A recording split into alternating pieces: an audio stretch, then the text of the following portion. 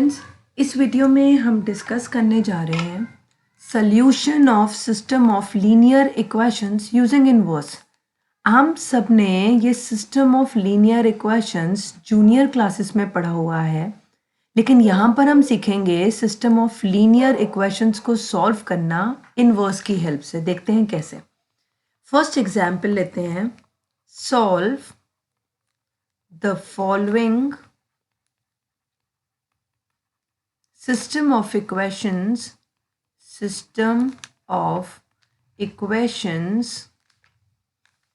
x plus 2y is equal to 4 and 2x plus 5y is equal to 9।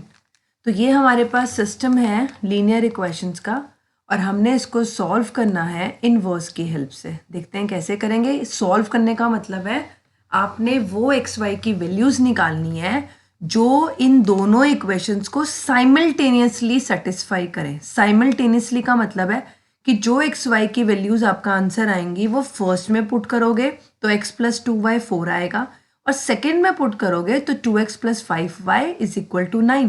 तभी इन्हें system of equations कहा जाता है। तो स्टार्ट करते हैं इसका सोल्यूशन। अब हमारा जो भी सिस्टम दिया हुआ है उसे एक बार फिर से लिख लेते हैं। x plus 2y is equal to 4 और सेकेंड इक्वेशन है 2x plus 5y is equal to 9। अगर आप ध्यान से देखना है कि जो जो इनके कोफिशिएंट्स हैं एक्स वाई के, x का यहाँ कोफिशिएंट है 1, यहाँ y का कोफिशिएंट है 2, यहाँ x का कोफिशिएंट है 2। कोफिशिएंट मतलब जो साथ में लिखा होता है रियल नंबर, और यहाँ कोफिशिएंट y का क्या है 5, और इसकी बना दी एक मैट्रिक्स। यानी मैंने क्या किया, कोफिशिएंट मैट्रिक्स ली। x के आगे यहाँ कुछ नहीं लिखा था तो 1 ले लिया, y के आगे 2, यहाँ x के आगे 2 और y के आगे 5। तो मैंने क्या बना ली, एक कोफिशिएंट मैट्रिक्स।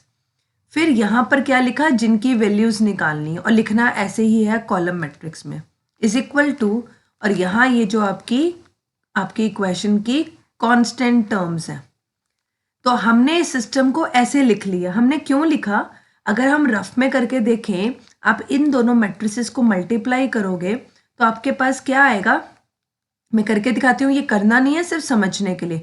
आप फर्स्ट रो को फर्स्ट कॉलम से मल्टीप्लाई करोगे तो आपके पास आएगा x प्लस 2y, और ऐसे ही सेकेंड रो इस कॉलम पर जाएगा तो 2x प्लस 5y, और इधर क्या बैठा हुआ है 4 और 9।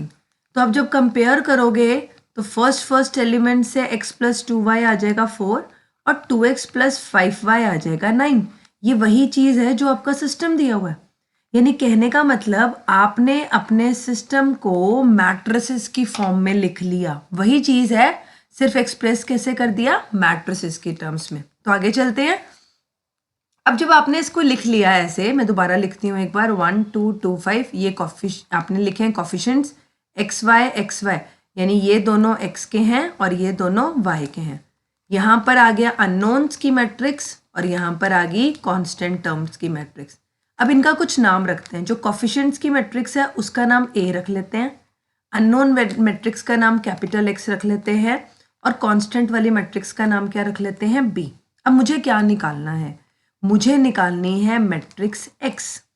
अब X निकालने के लिए मैं क्या करती हूँ, दोनों तरफ A इनवर्स से प्री मल्टीप्लाई करती हूँ। लेकिन वो करने के लिए हमने पिछली वीडियोस में देखा है क्या इंपॉर्टेंट है, इन्वर्स की बात तभी की जाती है जब मैट्रिक्स इन्वर्टिबल हो।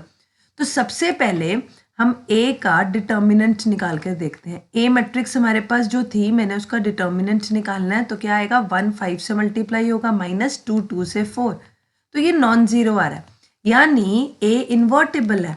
तो आप क्या कर सकते हो, दोनों तरफ आप प्री मल्टीप्लाई कर सकते हो, किस से, A के इन्वर्स से। मैंने कर दिया, और यहाँ हम क्या लिखेंगे, pre multiplying by A inverse. जैसे ही हमने A इन्वर्स से प्री मल्टीप्लाई किया, नेक्स्ट में हमने ब्रैकेट जो A और X के ऊपर थी वो A इन्वर्स और A के ऊपर लगा दी और X को अकेला छोड़ दिया, यानी ये ब्रैकेट यहाँ शिफ्ट कर दी। और हम ऐसा कर सकते हैं मैट्रिसेस में, इसको एसोशिएटिविटी कहते हैं, और ये वाली चीज़ एज इट इज। अब A इनवर्स A क्या होता है, A इनवर्स A होता है I, और X एज इट इज और बाकी सब एज इट इज, और I इंटू एक्स आई को किसी भी मैट्रिक्स से मल्टीप्लाई कर दो, वापस वही मैट्रिक्स आती है, तो सिर्फ एक्स आ गया और एक्स की वैल्यू आ गई ए इनवर्स बी। तो अब जितना काम किया है हमारे पास क्या आया कि हमने अपने सिस्टम को लिखा था A X is equal to B, और ये सारा काम कर कर हम कहाँ पहुँच गए कि x क्या हो गया a इनवर्स b। अब आप इसको समझ गए हो तो आप डायरेक्टली भी लिख सकते हो कि ax is equal to b, तो x क्या हो जाएगा a इनवर्स b। अब सिर्फ हमने क्या करना है, a इनवर्स की वैल्यू निकालनी है, b हमारे पास ये ऑलरेडी है, वैल्यूज पुट करेंगे और अब हमारा आंसर आ जाएगा। तो अब हमने क्या करना है, a का इनवर्स निकालना। a के इनवर्स के लिए a हमारे पास कौन है, a है हमारे पास ये कोफिशिएंट मैट्रिक्स।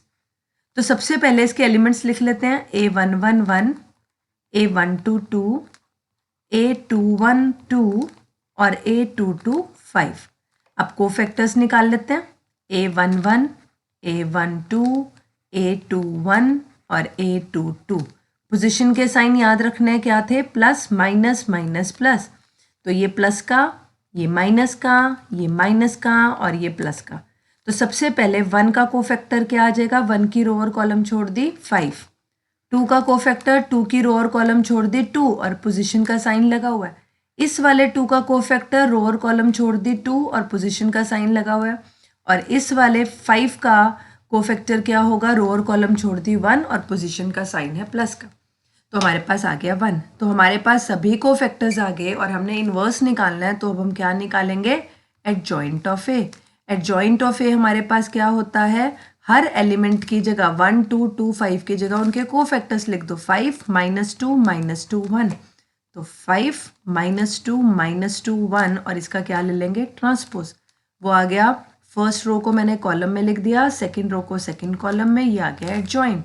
तो देयरफॉर ए का इनवर्स का फॉर्मूला हमें आता है, पिछली वीडियोस में हमने किया है, 1 determinant of A adjoint A. Determinant A की वैल्यू हमें याद है, हमारे पास क्या आई थी, एक बार फिर से देख लेते हैं। डिटर्मिनेंट ए हमने निकाला था ए को इन्वर्टिबल करने के लिए, उसकी वैल्यू आई थी 1, तो वही वैल्यू यहाँ पुट कर देते हैं, 1/1 हो जाएगा।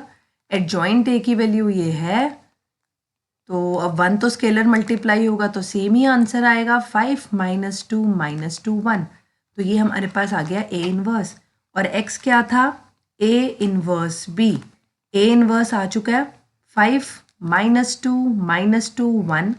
b हमारे पास क्या था, b हमारे पास थी जो कांस्टेंट टर्म्स वाली मैट्रिक्स थी, 1 मिनट, ये वाली 4 and 9।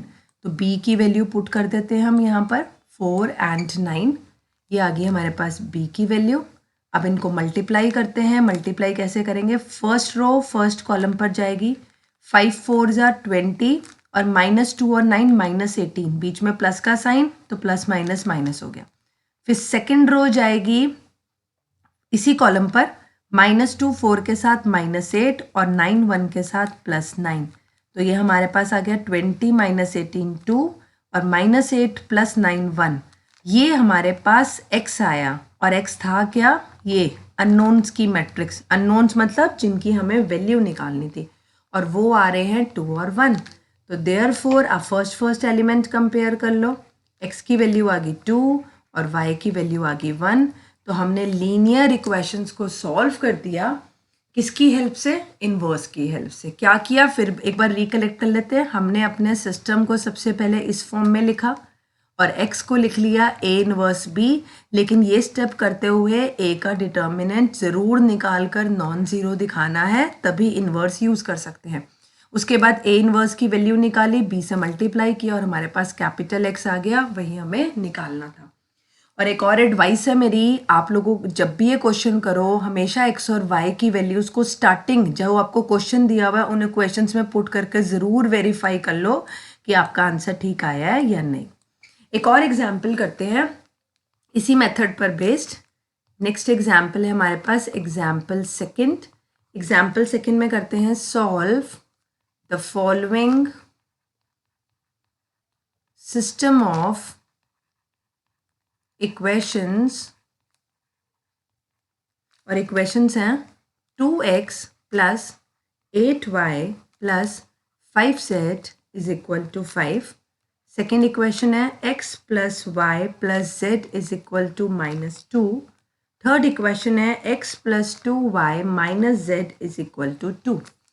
तो हमने इसको इसी मेथड से सॉल्व करना है। स्टार्ट करते हैं। सबसे पहले क्या करेंगे, हम अपने सिस्टम को फिर से लिख लेते हैं। क्या सिस्टम है, 2x plus 8y plus 5z is equal to 5। ये अलग अलग इक्वेशंस नहीं है, ये एक सिस्टम ऑफ इक्वेशंस है, लीनियर इक्वेशंस। इसका मतलब हमने वो x y z निकालने हैं जो इन तीनों को इकट्ठे साइमल्टेनियसली सेटिस्फाई करते हैं। तो ये तीनों इक्वेशंस इकट्ठी हैं, ठीक है। तो हमने पिछली बार 2 इक्वेशंस थे, तो 2 वेरिएबल्स थे जो निकालने थे, 2 अननोन्स थे। इस बार हमारे पास 3 इक्वेशंस हैं, तो हमने 3 चीज़ें निकालनी है, x y और z। तो सबसे पहले हम क्या बनाएंगे, कोफिशिएंट मैट्रिक्स। ये 2 8 5, पहला x का, फिर y का, फिर z का, फिर 1 1 1 और फिर 1 2 -1। तो जो आपका पहला कॉलम है, ये सारे कोफिशिएंट्स हैं x के, ये सारे हैं y के और ये सारे हैं z के। फिर हम नेक्स्ट क्या लिखेंगे, अननोन्स। अननोन्स को कॉलम मैट्रिक्स में लिखना है, x y z। और इधर क्या आएंगी, ये वाली टर्म्स, कांस्टेंट टर्म्स, 5 -2 और 2। इसको हम कैसे लिख सकते हैं, इसका नाम a रख लेते हैं, इसका नाम x और इज इक्वल टू b। अब नेक्स्ट स्टेप हम पूरा नहीं लिखेंगे, लेकिन वो लिखने के लिए सबसे पहले हम साइड में क्या निकाल लेंगे, a का डिटर्मिनेंट। तो a का डिटर्मिनेंट मैंने a को लिख लिया, बार्स के बीच में, स्ट्रेट लाइंस के बीच में 1 1 1 1 2 -1। तो आप इसे किसी भी रो या कॉलम से ओपन कर सकते हो। मैं फर्स्ट कॉलम से ओपन कर रही हूँ। तो 2 के साथ क्या आएगा, 1 1 2 -1। फिर नेक्स्ट इसके साथ पोजीशन का साइन आएगा -1। पोजीशन के साइन याद रखने हैं, क्या होते हैं, plus minus plus, minus plus minus, plus minus plus. तो हम इसका यूज़ कर रहे हैं, तो मैंने पोजीशन का साइन लगा दिया, साथ में आएगा 8 5 2 -1। नेक्स्ट है +1, लास्ट वाला ये वाला, और इसके रो कॉलम को छोड़कर आएगा 8 5 1 और 1। इसको सॉल्व कर लेते हैं। 2 यहाँ आएगा -1 -2, डिटर्मिनेंट हमें ओपन करने आते हैं, -8 -10 और +1 8 -5। इसको सॉल्व कर लेते हैं। डिटर्मिनेंट की वैल्यू हमें आगे ज़रूरत पड़नी ही पड़नी है। तो 2 ये हो गया -3, -1 ये हो गया -18, +1 और ये हो गया 3, ये हो गया -6 प्लस का 18 प्लस का 3। अब -6 और +18 हो गया 12, 12 + 3 ये हमारे पास आ गया 15। तो ये नॉन ज़ीरो है and therefore a is invertible. अब ये कर या आप इसे यहाँ पर ब्रैकेट में करके कर सकते हो, ax is equal to b, और यहाँ डायरेक्टली लिख सकते हो x कितना हो गया, a इनवर्स b। अब आपको सिर्फ यहाँ पर a इनवर्स की वैल्यू डालनी है, b हमारे पास है, तो a इनवर्स निकालते हैं।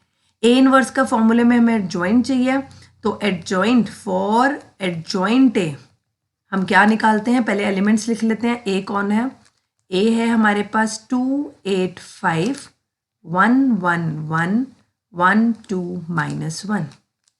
तो इसके एलिमेंट्स लिख लेते हैं। एलिमेंट्स कौन कौन है, a11 है 2, a12 है 8 जिनके कोफैक्टर्स निकालने हैं, a13 है 5, a21 है 1, a22 है 1 और a23 है 1। नेक्स्ट रो के एलिमेंट्स लिखते हैं, फिर इनके कोफैक्टर्स निकालते हैं। a31 है 1, a32 है 2 और a33 है -1।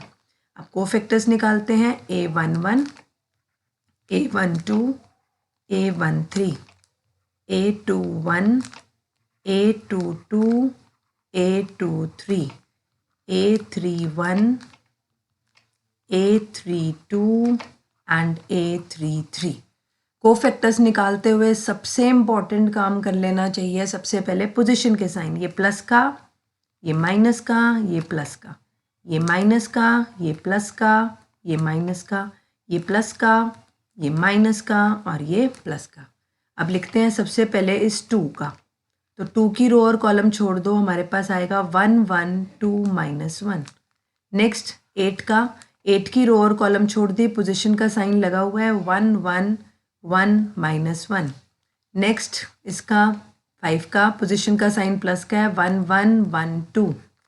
नेक्स्ट बारी है इस 1 की, इसकी रो और कॉलम छोड़ दी, पोजीशन का साइन लगा हुआ है 8 5 2 माइनस 1।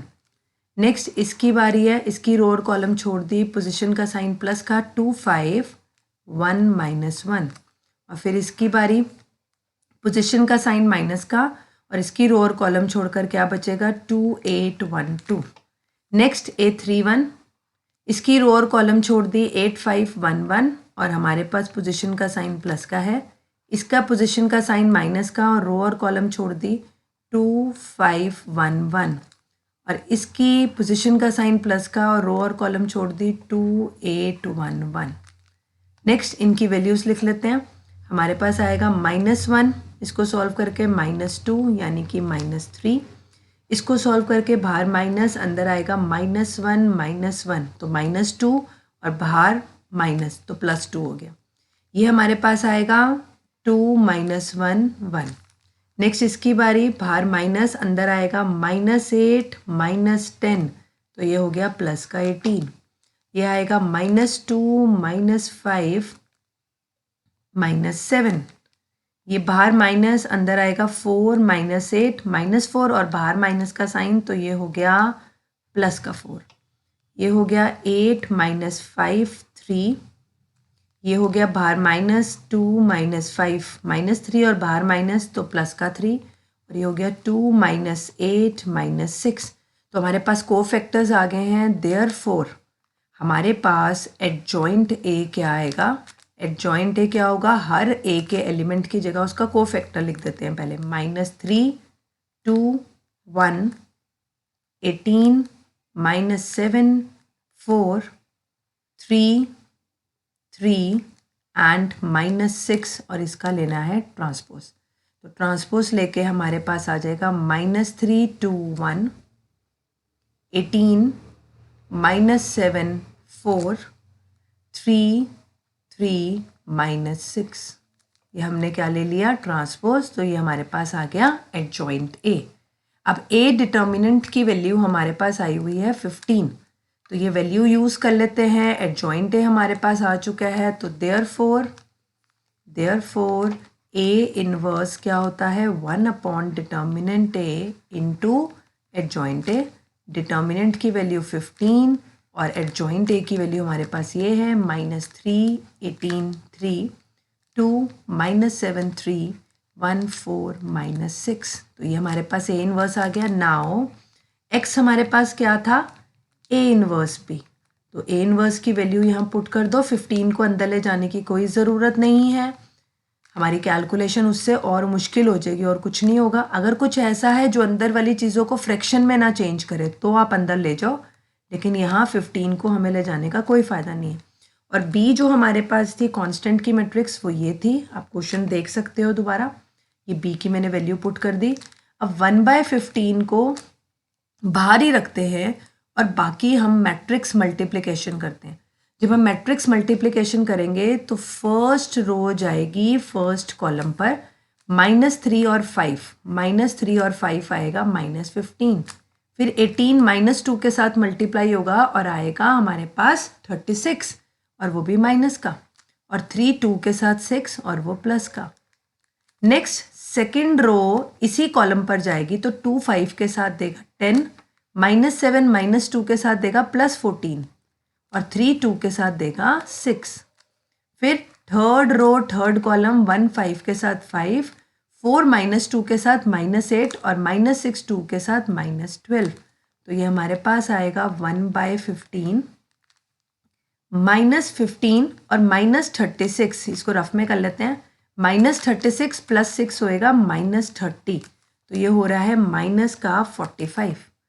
10 और 14 हो गया 24, 24 + 6 ये आ गया हमारे पास 30, और -8 और -12 इज -20 एंड -20 + 5 इज -15।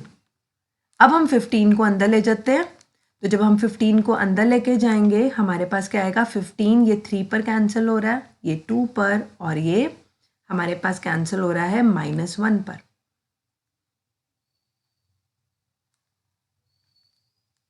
तो ये हमारे पास आ रही है एक्स मैट्रिक्स।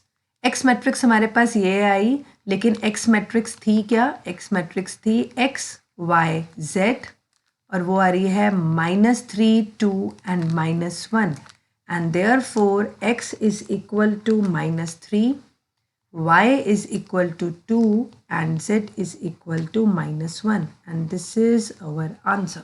ये हमारे वो x, y, z हैं। एक और क्वेश्चन करते हैं, वो डायरेक्टली ऐसा नहीं है, थोड़ा सा कंफ्यूजिंग स्टेटमेंट है उसकी, लेकिन क्वेश्चन बहुत आसान है। देखते हैं एग्जाम्पल थर्ड। एग्जाम्पल थर्ड है, if A is a matrix, और मैट्रिक्स क्या है मेरे पास? 2 -1 1 -1 2 -1 और 1 -1 2। तो A मैट्रिक्स है मेरे पास 2 -1 1 -1 2 -1 एंड 1 -1 2, ये एक मैट्रिक्स है। एंड एक और मैट्रिक्स दी हुई है, और वो मैट्रिक्स क्या है? B, और B मैट्रिक्स है 3 1 -1 1 3 1 और -1 1 3। तो ये हमारे पास B मैट्रिक्स है। क्वेश्चन ये है कि अगर A और B ये है, फाइंड द प्रोडक्ट। आपने प्रोडक्ट निकालना है, और प्रोडक्ट किसका निकालना है? A का B के साथ, एंड यूज़ इट, और इसी को यूज़ करना है, use it to solve the following system of equation. थोड़ा सा आपका क्वेश्चन जो है वो टिल्टेड है, सिस्टम ऑफ इक्वेशन। तो पहले इक्वेशंस लिख लेते हैं, क्या दी हुई हैं? 2x - y + z is equal to -1, -x + 2y - z is equal to 4, x - y + 2z is equal to -3। हमने सिस्टम को सॉल्व करना है इस प्रोडक्ट की हेल्प से। तो देखते हैं कैसे करेंगे। स्टार्ट करते हैं, सबसे पहले हम प्रोडक्ट निकालते हैं। तो हमारे पास ए भी है, बी भी है, हम दोनों को मल्टीप्लाई करते हैं। तो a इंटू बी मैं लिखती हूँ, a की जगह a की वैल्यू पुट कर देते हैं, b की जगह b की। 2 - 1 1 -1 2 -1 1 -1 2, और b की वैल्यू है 3 1 -1 1 3 1 -1 1 3। अब प्रोडक्ट करते हैं। अब सबसे पहले फर्स्ट रो जाएगी फर्स्ट कॉलम पर, और हमारे पास क्या आएगा? 2 3 ज़ा 6, -1 1 के साथ -1, और 1 -1 के साथ -1।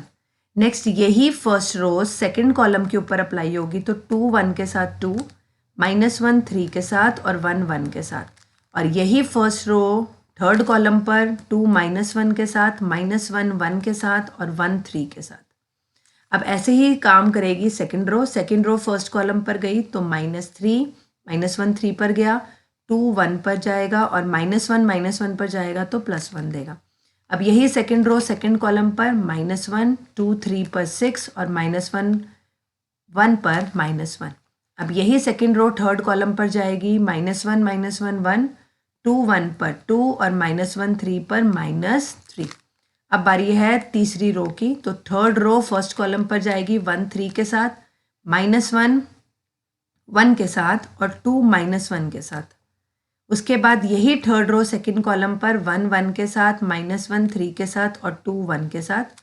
और यही थर्ड रो थर्ड कॉलम पर 1 -1 के साथ, -1 1 के साथ, और 2 3 के साथ, और ये 6 आ गया। तो ये हमारे पास a इंटू बी क्या आता है देखते हैं। सबसे पहले 6 और -1 -1, 6 - 2 4, ये हो गया 2 - 3 -1 और +1, ये कैंसिल आउट होके आ जाएगा 0। ये -2 -1 -3 और ये +3 0। यहाँ पर 2 + 1 3 और 3 - 3 0, 6 और ये -1 -1 हो गया -2 यानी कि 4। 1 + 2 3 3 - 3 0। नेक्स्ट 3 -1 2 2 - 2 0। 1 - 3 इज -2 -2 + 2 इज 0 एंड 6 और ये -1 हो गया -2, तो 6 - 2 इज 4। और अगर हम इसमें से 4 कॉमन ले लें, पूरी मैट्रिक्स में से हम 4 कॉमन ले सकते हैं, क्योंकि 0 में से आप कुछ भी कॉमन ले लो तो अंदर हमारे पास ये बचेगा। और ये हम सबको पता है ये आइडेंटिटी मैट्रिक्स है, तो यानी कि हमारे पास A इंटू बी जो प्रोडक्ट है उसका आंसर कुछ खास आ रहा है और वो क्या आ रहा है 4i। तो यानी मेरे पास a into B I 4i। अब हम अपने इक्वेशन को इसको यहीं छोड़ देते हैं और अब हम सोचते हैं हमने करना क्या है। हमने इस सिस्टम को सॉल्व करना है। अब पहले मैं इस सिस्टम को लिख कर देखती हूँ। मैं सिस्टम की कोफिशिएंट मैट्रिक्स बनाती हूँ। तो मेरे पास सिस्टम है। नाउ हमें इक्वेशन क्या दी हुई है, सिस्टम ऑफ इक्वेशंस क्या है, 2x minus y plus z is equal to -1 minus x plus 2y minus z is equal to 4 and x minus y plus 2z is equal to -3। तो ये system है। जैसे अभी हम क्वेश्चंस कर रहे थे, ऊपर एग्जांपल्स हमने किए हैं, इसको वैसे ही करते हैं। सबसे पहले हम क्या बनाएंगे, कोफिशिएंट मैट्रिक्स। तो 2 -1 1 -1 2 -1 1 -1 2। यहाँ आएंगे हमारे पास अननोन्स और यहाँ हमारे पास आएगी मैट्रिक्स ये कांस्टेंट टर्म्स की मैट्रिक्स है जो हमारी गिवन ए मैट्रिक्स थी। ये ए मैट्रिक्स है जिसको हमने बी से मल्टीप्लाई किया, तो इसका नाम ए ही रख लेते हैं, इसका नाम हम एक्स रख लेते हैं। और जो ये मैट्रिक्स है इसको इस बार कुछ और कह देते हैं, इसको इस बार सपोज सी कह देते हैं, क्योंकि बी उन्होंने नाम यूज़ किया हुआ है, उन्होंने बी हमें एक और मैट्रिक्स दी थी। तो अगर ए एक्स इज इक्वल टू सी है और अगर हम ए का डिटर्मिनेंट निकाल के देख लें तो एक्स क्या हो जाएगा, ए इनवर्स सी। लेकिन उससे पहले मुझे ए का डिटर्मिनेंट निकालना होगा। तो यहाँ ए का डिटर्मिनेंट निकाल लेते हैं। ए का डिटर्मिनेंट हमारे पास आएगा 2 -1 1 -1 2 -1 1 -1 2। तो मैं फर्स्ट रो से ओपन कर रही हूँ। 2 के साथ आ जाएगा ये हमारे पास, फिर -1 और इसकी पोजीशन का साइन माइनस का, तो ये हो गया +1 -1 -1 1 2। और नेक्स्ट हमारे पास आएगा +1 और उसके साथ आएगा -1 2 1 -1। तो सबसे पहले 2 अंदर बचेगा, 4 -1 फिर 1 -2 +1 और फिर 1 और ये हमारे पास हो गया 1 -2। इसको सॉल्व करके देखते हैं क्या आता है। ये हमारे पास आ रहा है 2 और ब्रैकेट में बन रहा है 3, फिर यहाँ पर 1 और ब्रैकेट में -1 और यहाँ 1 और ब्रैकेट में -1। तो ये 6 -1 -1 6 -2 4 नॉन ज़ीरो। तो देयरफॉर ए इज़ इन्वर्टेबल।